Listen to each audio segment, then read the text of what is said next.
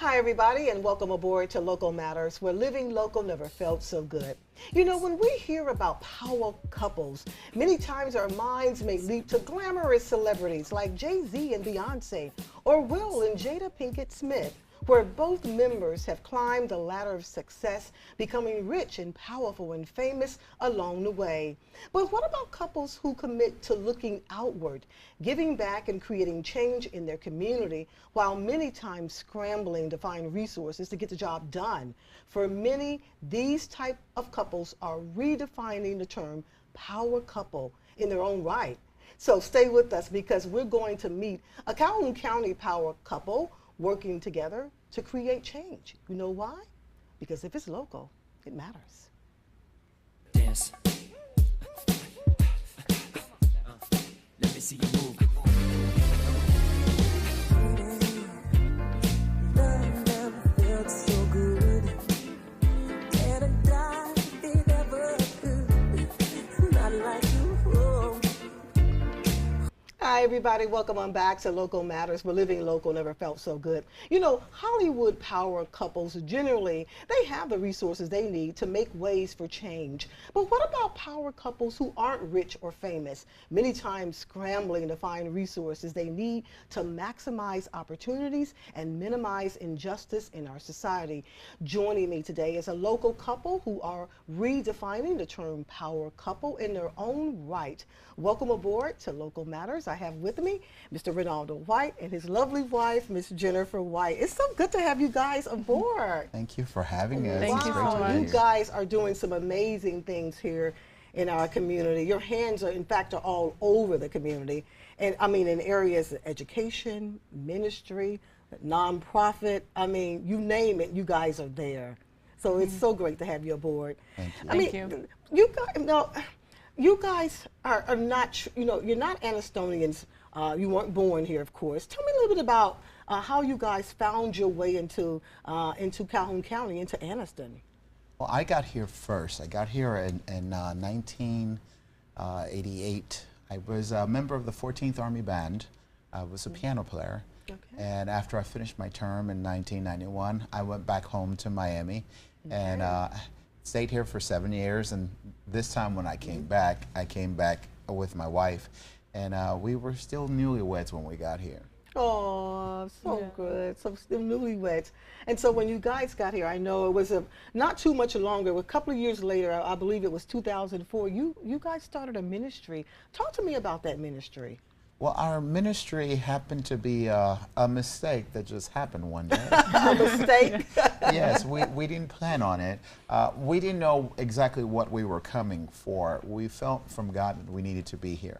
So we came and then we joined another church, and at that other church we started a Spanish ministry with them. And so after being here, we went and visited another church. And the pastor stood up and said he was going to do everything in his power to help our ministry.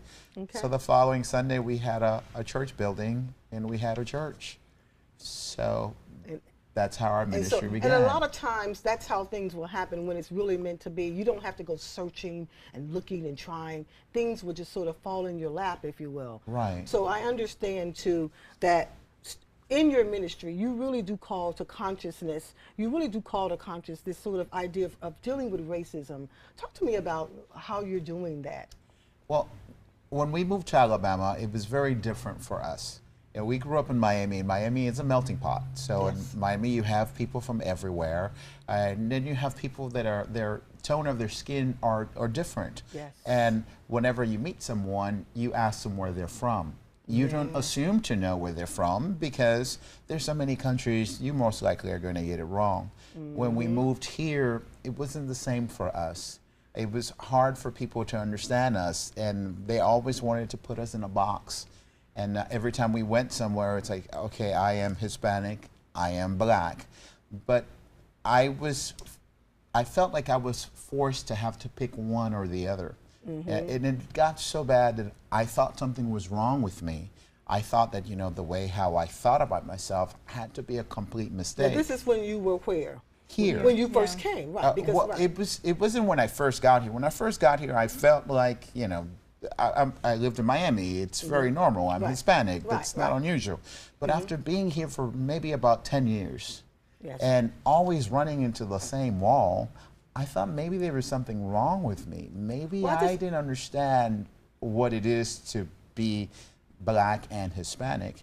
And then we had a mission trip to my home country of Panama and found out there are 3 million people there just like me. There was nothing wrong with me. Right. So I came back more invigorated, more understanding of the culture issues that we have. Yes. And our dilemma that we have here is that we see the world through a really small perspective.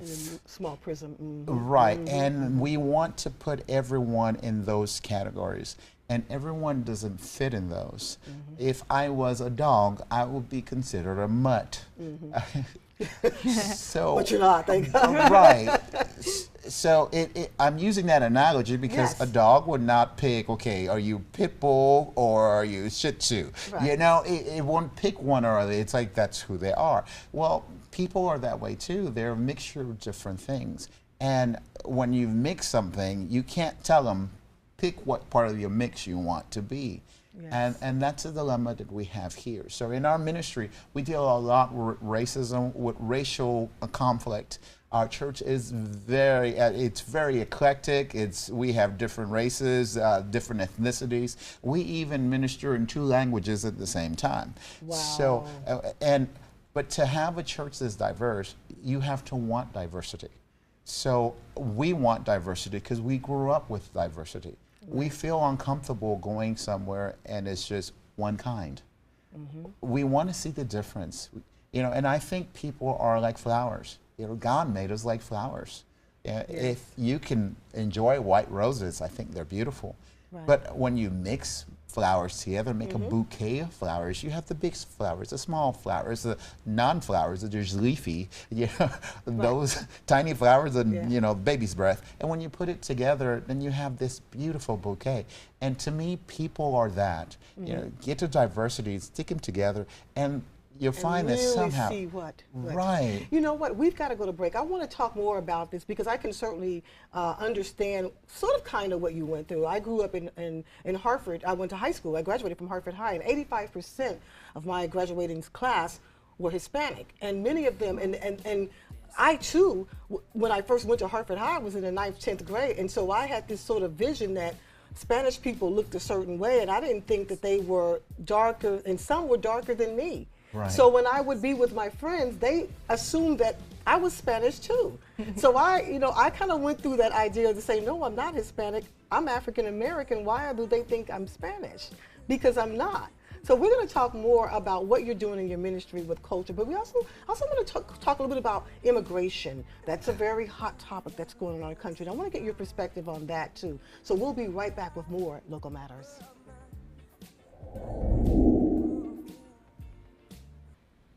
Hi, everybody, and welcome back to Local Matters. Well, living local never felt so good. And it never felt so good to be joined with Ronaldo White and Miss Jennifer White. They are a power couple. We have deemed them that. There's a power couple here in Calhoun County because they really are working to create change. You know, they may not have all of the resources that they need, but they are working, and they've been doing it now for quite some time. If you're just joining us, before we went to break, we were talking about the ministry that they started so many years ago, back in 2004, how they embrace diversity and issues of racism in their church. But we know right now that immigration is a huge hot topic in this country. They are from the Hispanic community. And now I really want to focus in, how are you guys engaging this whole idea of immigration? We know right now that it is huge. There are many people, even right here in Calhoun County, who are not legally documented. And I can only imagine that you guys run into that from time to time. How do you wrap your arms around this issue? Well, we have a lot of immigrants that know of us, so they, ever since we started our ministry, they came to us for resources. We first started with a ministry for mothers that were pregnant. So we provided, things that they needed for the babies, clothing, even sometimes refrigerators we even got. So ever since then, our name is out there. So now every time they have any kind of trouble, any kind of documentation issues, they're going to call you because they look, they say, that's a couple there, they're from Hispanic, they can understand my needs, my desires.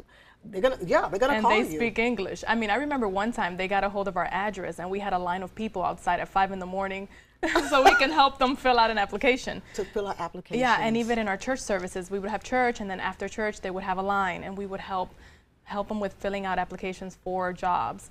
And now we're at the point where now they come to us if they need recommendations, if they need resources, we could just channel them to another person that can help them. You know, before we actually came on set, you know, we were talking earlier, Ronaldo, you said something very interesting. I mean, I was really amazed at that.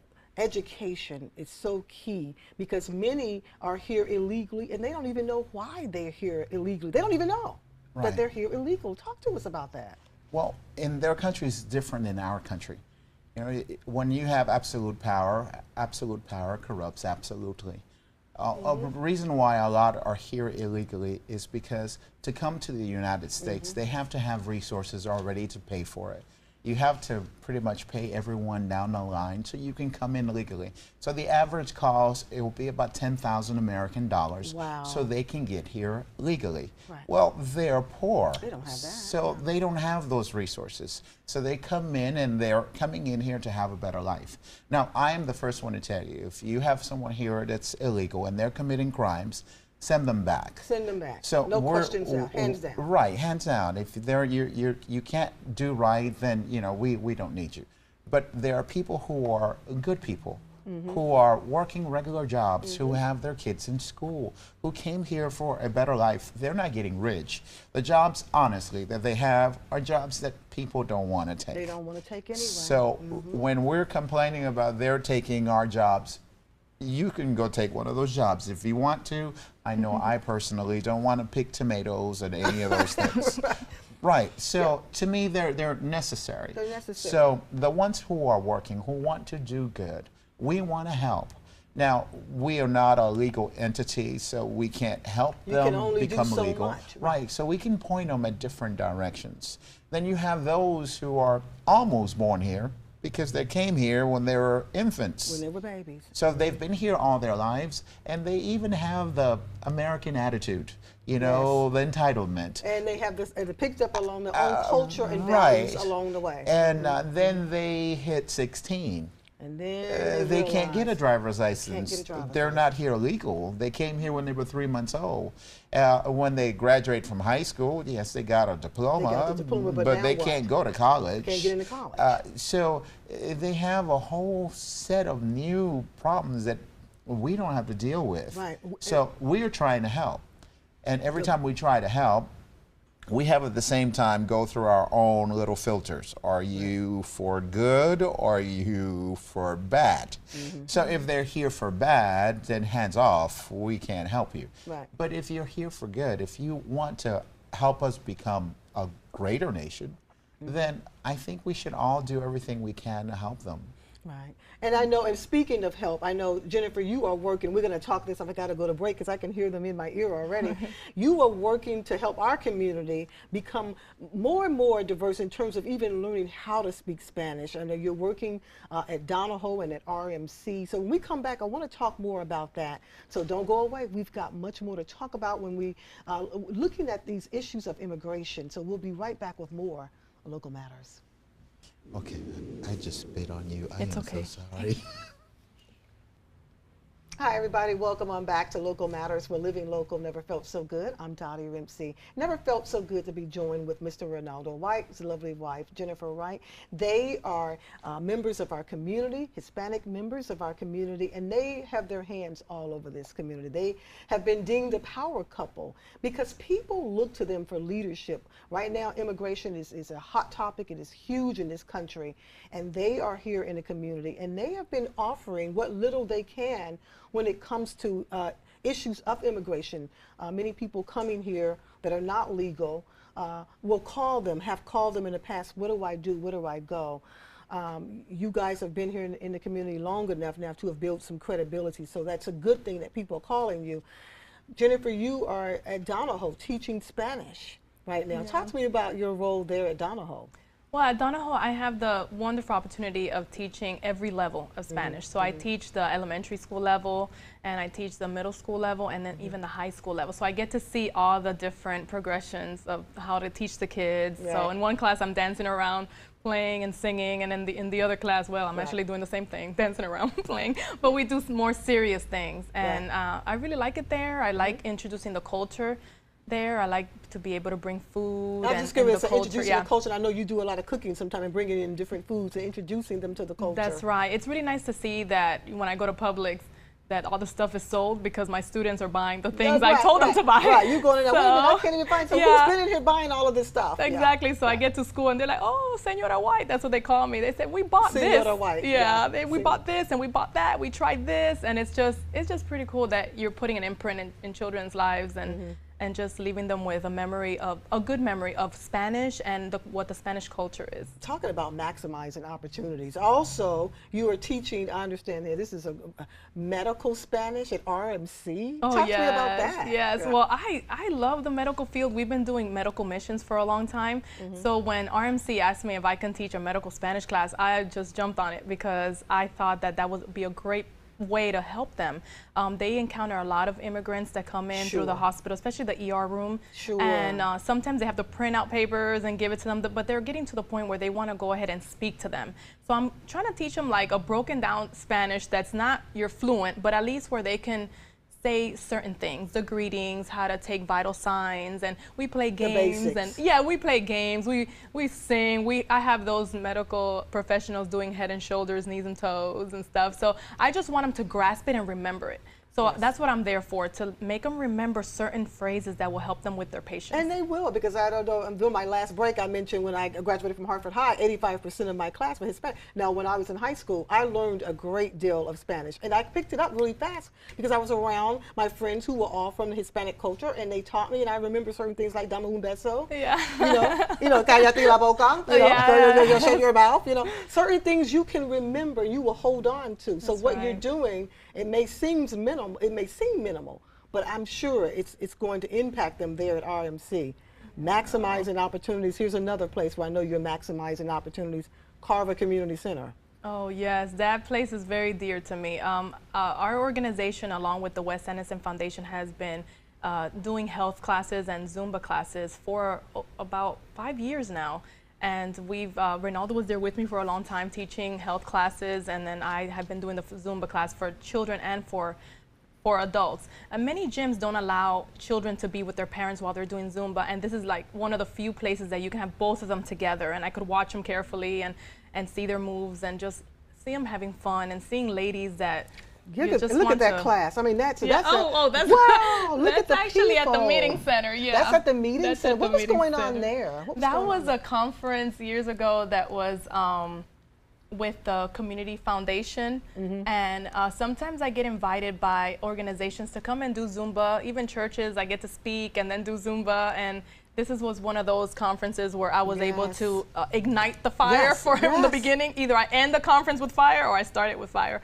So I always Wow. like being able to do that. Let's talk about, again, I keep using this word, because it's so true, maximizing opportunities. Are you still teaching over the Zumba classes now? I understand you're still working with, is it the Wes Anderson Yes, Foundation? that's right. We have 5 more weeks of our program right now. 5 more weeks? Yes, unfortunately, we just need to get more funding right now. So we're just looking forward to have more funding, but for 5 years straight, we've been going strong. For 5 years, Yes. that program has been going Yes, strong, and that's now you're right. down to 5 weeks. Yes, down to 5 weeks, which is disappointing. A lot of the women, But they need that. it. They need I mean, it. because right now we have a lot of issues in our community. People suffering with diabetes and cancer. This is one way where people can feel good and really press themselves and get those muscles moving and joints moving and feel right. good. So I'm hoping that you're going to find more funding to keep that program going for another 5 years. That's right. I hope so. Yeah, for another I 5 hope years. so. Now, Well, she had people that it wasn't just a normal sickness.